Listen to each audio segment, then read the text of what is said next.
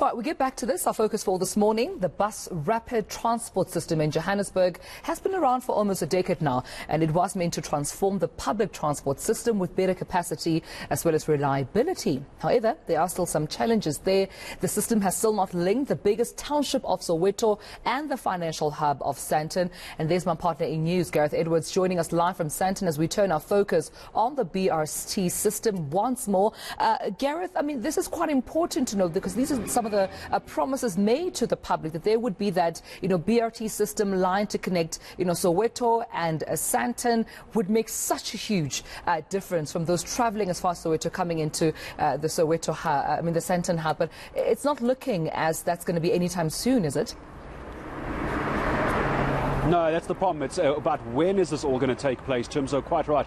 Welcome back. If you just joined us, we're focusing on BRT. Today we'll know what the big hoo-ha was back in 2010. I'm sure we all remember that, getting it ready for the 2010 Soccer World Cup. And there was great PR. The idea certainly seemed like it was going to do very, very well. As Tomelo says, linking Soweto to the big areas like Sandton. And for a while it did work. But if you go and take a look at some of the public perception around this, some people are not even aware that BRT is actually still functioning. And behind me is an example of why some people think that, because we still can't get any clarity on exactly what is happening with this station behind me here on Catherine Street. There seems to be some confusion as to how long it's actually been here. A lot of people complaining that actually all BRT does on a day-to-day basis is just upset the regular traffic flows as well. But the ideas were there, the plans were there. The money was there, but the question is, was there enough buy-in from various sectors?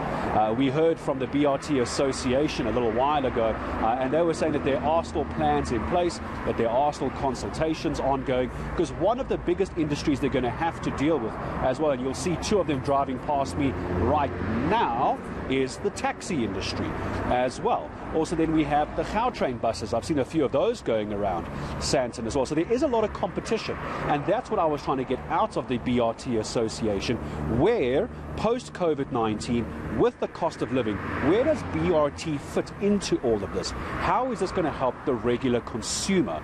Is it going to save money for those who need to use it as public transport? But then, of course, Tumza, as we always would, is where is the money going to come from to finish this? Because right now, I'm not seeing a dedicated bus lane here on Catherine Street. In fact, we parked in the dedicated bus lane. Everyone I'm seeing is using taxis. They're waiting for a taxi up the road. There's other buses going by and lots of people walking past. So I can't help but think it would make a difference. The question is, why is it taking so long? And that's one of the questions we're going to be asking the Gauteng Transport MEC, Jacob Mamabola. He is expected to join me here at 7 o'clock. He's going to talk to us about what is happening with BRT. Can we get it up and running again? And then there's obviously other issues to talk about, which, by the way, I see from the DA Gauteng Shadow MEC for Roads and Transport releasing a statement on the 30th of May, Tomelo, saying that the Gauteng provincial roads in a terrible condition, of course, but here's the problem. The Transport Department underspending, that's right, underspending its budget for the 2021-2022 financial year by 774 million rand. We all know the state of our roads. Robots aren't working, potholes, never mind the general maintenance of our road infrastructure. We'll speak to Jacob Mamabolo about that here in Sandton just after 7 o'clock. Yeah, quite an important conversation to have with the MEC because, as mentioned before, Gareth, as well, there's some that have been vandalized as well. These BRT, system stations, some leading, of course, to Soweto. And we know what happens even with traffic, right? If the BRT system is not working, that particular lane that was meant to be strictly for buses, ordinary drivers make use of them. That can cause a bit of a traffic jam. Also, when it comes to, where traffic lights aren't working and everyone is trying to scrap through just to make it across to a non-working traffic station. What are some of the plans they have to ensure the smooth running of traffic, but also ensure that these BRT systems and stations are all working and are protected from vandalism?